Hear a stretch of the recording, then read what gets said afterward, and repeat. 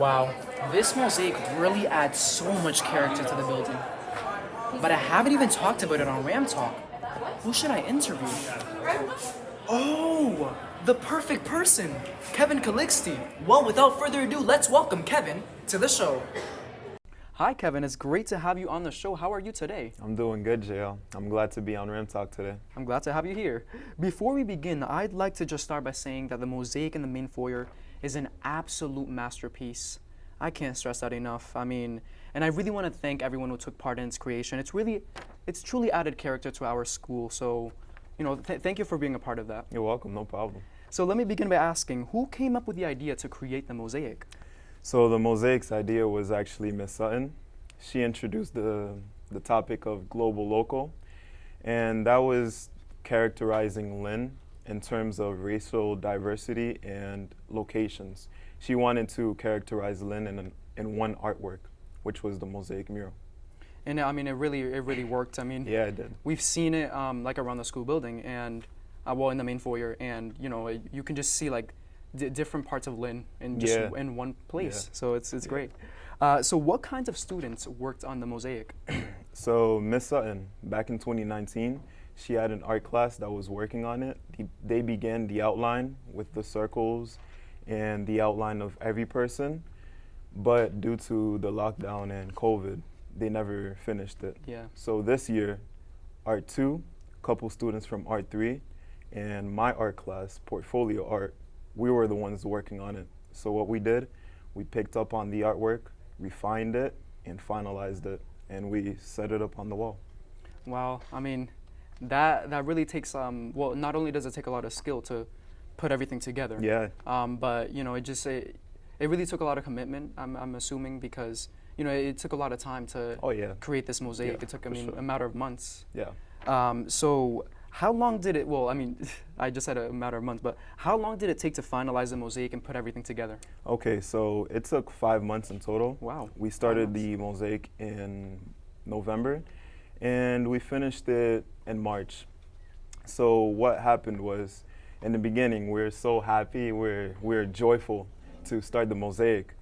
And in the middle months, I would say right after Christmas break, coming back from Christmas vacation, we started seeing that the work was a little repetitive. It was tedious. All we did was cut, glue, paste, cut, glue, paste. So everybody was a little bit down. And I remember Miss Sutton coming in and saying, everybody, we have the deadlines coming in 2 weeks. And right after she said that, everybody our spirits were lifted up, and we tried to meet the deadline, which was in 2 weeks, and we did it. Well, honestly, I'm not gonna lie. Deadlines really kind of give you like that push. Oh yeah, they gives do. you that motivation to get things done. For sure. And it worked. The deadline. did. Wow, it looks so much cooler in person. Yeah.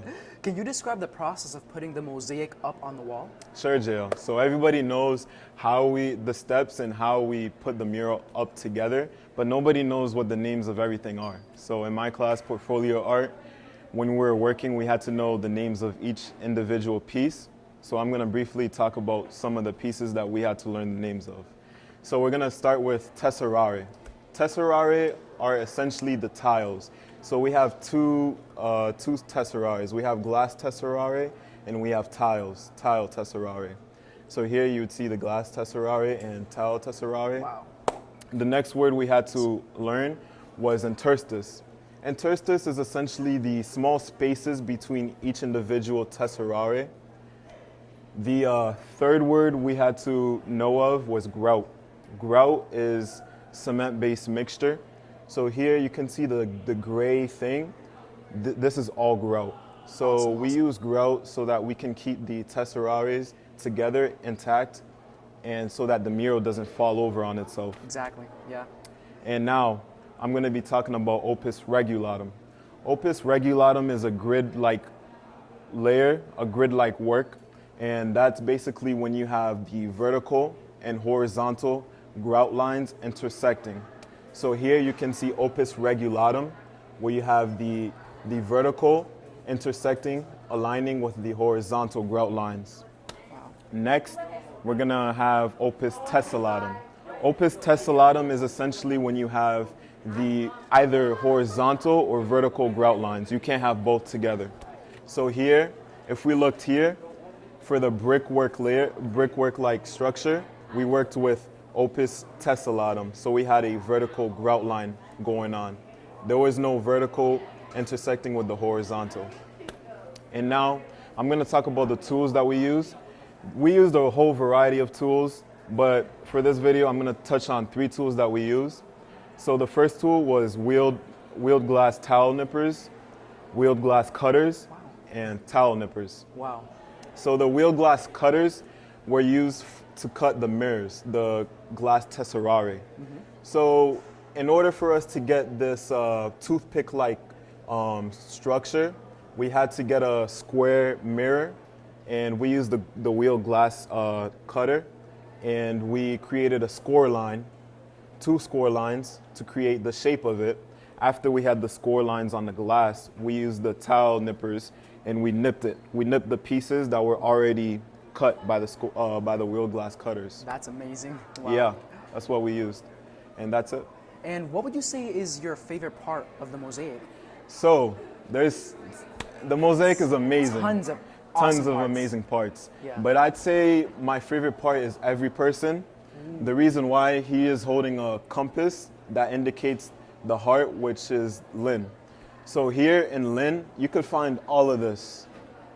So you could find the diversity, the racial diversity. You can find all the people that came from different parts of the world, and they inhabit Lin. So yeah.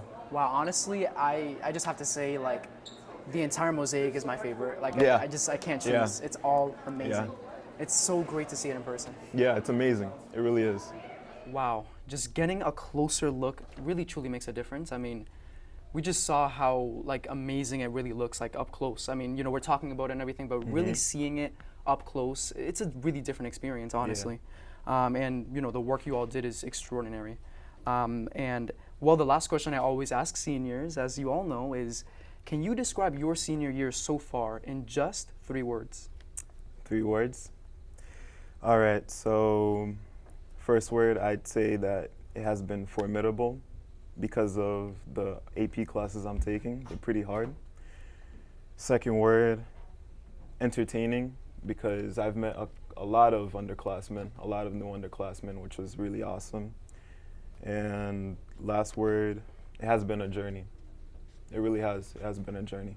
I agree. I mean, you know, it's been pretty challenging because, like I've already mentioned in other episodes, we're applying to colleges. I mean, we just recently finished applying, but also balancing schoolwork, and it's also great because through our 4 years, we've gotten to meet a lot of people, and you know, as you said, it's pretty entertaining right now because the fun things are coming, like senior week, and things like that. So it's it's becoming rewarding, honestly. And prom, yeah. Yeah.